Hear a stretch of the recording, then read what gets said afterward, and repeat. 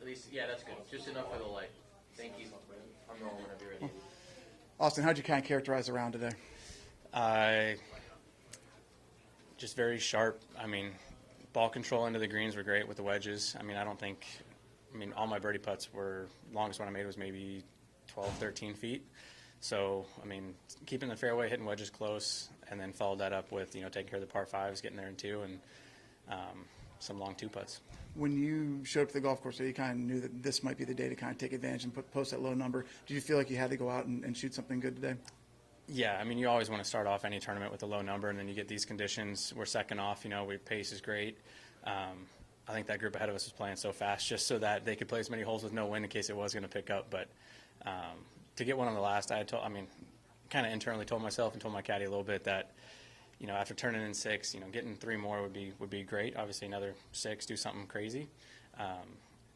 And to get the one on the last was very nice. You came to the Wyndham last year as on the bubble 125. Obviously, didn't go your way, but obviously with everything that happened afterwards, you kept your card.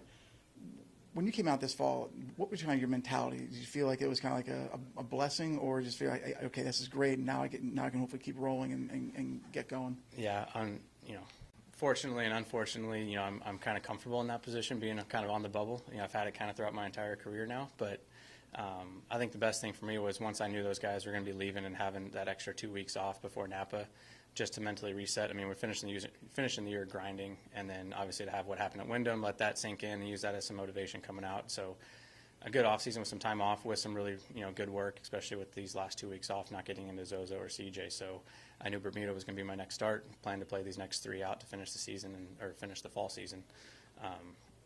We're doing a lot of good things, so just keep doing what we're doing. What was the main work that you did when you were maybe over the last couple of weeks in your game? I mean, so much putting, and then just prep for this course with wedges. I mean, it showed today. I mean, hitting it close, but so many shots from 150 and in out here.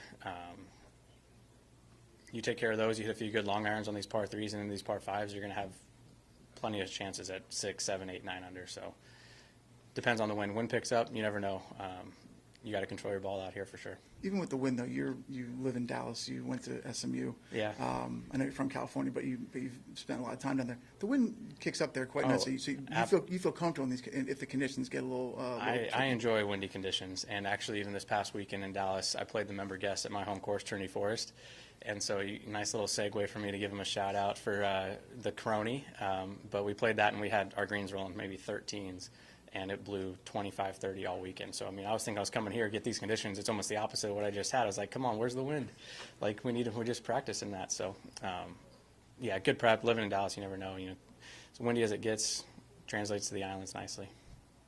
When you say wedges were dialed in here, maybe give us a couple of examples of 2 holes that you hit it closest with. Oh, gosh. I mean, well, I had a 10 o'clock pitching wedge, I think, 4 times today, and I hit it inside of 8 feet every time, with number 6, number 18, as well as number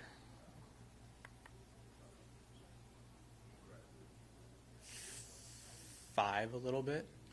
And on the other end of it, were there 1 or 2 holes where you made a putt that you didn't expect to make? Maybe what sort of length were they and where? Not really. There was my 2 putts on the par 5s were from the fringe or from a good distance, but my lag speed was pretty good. The one that I left 5, 6 feet short was on 7 today, from the left side of the green there after kind of a tugged 4-iron, which I wasn't too happy with. I left it like 5, 6 feet short. Not to get that one on the pace we were at, I was like that would have been a little bit of a speed bump, but poured that one in and then made par on 8 and hit one close out of the rough. The shot on 9, I don't know what it did up there at the green because it's so uphill, but I mean, I had the ball well below my feet, chopping it, and after a drive that went left, I kind of got away with some misses today. So even sharper off the tee, I think, I could have hit it a little bit better. You made the first 3 cuts in your first 3 starts this Yeah. season. Making cuts is great, but how would you assess that? How do you assess that, with your finishes? Yeah, no, my coach and I mean, we spent, and my caddy, we all looked at the numbers. I mean, 3 shots, any of my first 3 cuts made moves me from 25th in Napa to 6th, 60th to 30th, and 65th to 30th. So, I mean, how do we find 3 shots a tournament? And it's some of these wedges. I was, missing these wedges short-sided. It's what I did at Shriners kind of all weekend. And so out here, I mean, you could probably get away with out here softer greens, and you kind of can get some nippy spots. But most stops, I mean, you're missing green short sided, and you're done. So tighten that up, and it showed today.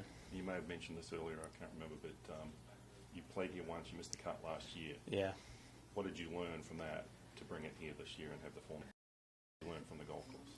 Yeah, I mean, chip in Bermuda. I mean, I play on Zoysia in Dallas, and we get some Bermuda spots. So, I mean, I spent some more time this past weekend finding little Bermuda patches on the course just to go get ready for it. Because it's a very interesting grass to chip and pitch off of, and you get it wet and soft like we have out here, and you can't play certain shots. I mean, you're going to hit some pitches with pitching wedge and even 9-iron this week if you got a little grainy spot. So just getting comfortable, with the grass, and, it's a beautiful spot, so enjoy the views. Does it feel like finally have the lowest round of your career? Good. Let's go better at tomorrow. Why not? We still got room. Thanks. Thank you. Thanks, House. Appreciate it, bro.